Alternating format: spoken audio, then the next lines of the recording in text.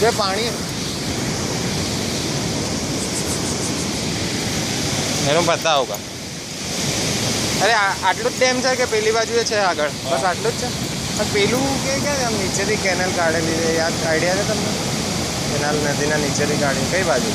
અમે નહીં જાય. ક્યાંથી જવાનું?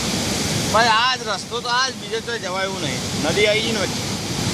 સીધે સીધા જવાય ગાડી લઈને? ના કઈ આવા નારામ થઈને પાણી જાય છે પેલી બાજુ.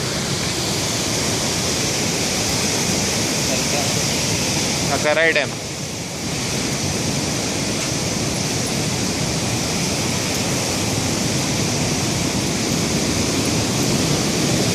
બસલા રોકતો સહી.